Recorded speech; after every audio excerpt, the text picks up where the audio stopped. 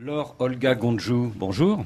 Bonjour Christophe Babouvier. Dans votre ouvrage Instant de vie, Omar Bongo, Les miens et le monde, paru aux éditions Tabala, vous dites que le président Bongo était généreux et de fait plusieurs hommes politiques français, à commencer par l'ancien président Giscard d'Estaing, ont confirmé qu'il aidait volontiers financièrement les candidats aux élections présidentielles françaises. Pourquoi le faisait-il ? Alors la question, il faut la poser au président Valéry Giscard d'Estaing. Je n'ai pas parlé de soutien financier du président Omar Bongo à la classe politique française, mais je sais que le président Bongo a été généreux et a aidé financièrement de nombreux Africains, de nombreux partis africains, au nom de la paix et aussi pour renforcer certaines capacités d'un leadership africain dont nous avons tant besoin. Et alors, ce qui est frappant avec les hommes politiques français qu'il soutenait, c'était le fait qu'il n'était pas partisan, c'est-à-dire qu'il a beaucoup aidé Jacques Chirac pendant plus de 20 ans, par l'intermédiaire notamment de Dominique de Villepin. Mais Robert Bourgi affirme que le président Bongo a aussi aidé financièrement Jean-Marie Le Pen avant la présidentielle de 1988. Pourquoi cette aide ?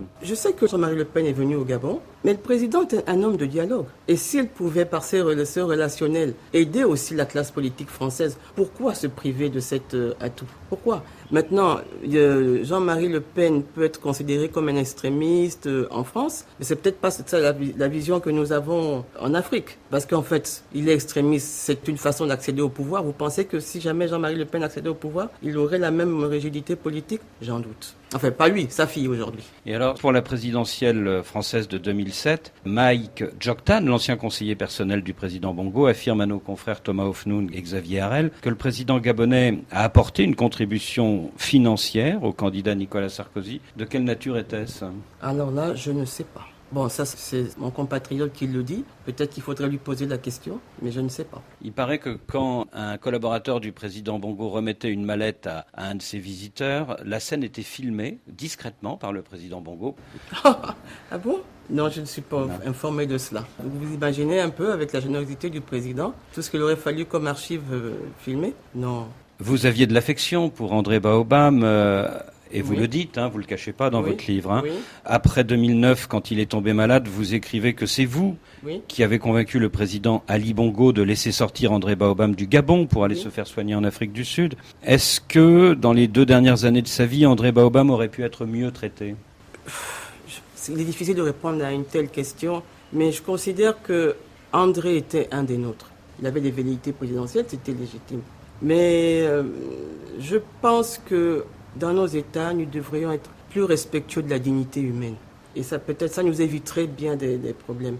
André ne pouvait pas quitter le territoire, je le savais malade. Et j'ai eu peur que si on ne le laissait pas sortir du territoire pour aller se soigner, il puisse y avoir un drame.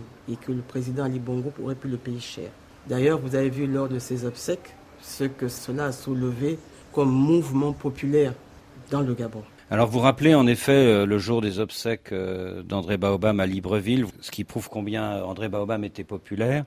Qui a vraiment gagné à la présidentielle d'août 2009 ? Ali Bongo. André Baobam a revendiqué sa victoire, mais que je sache, c'est Ali Bongo.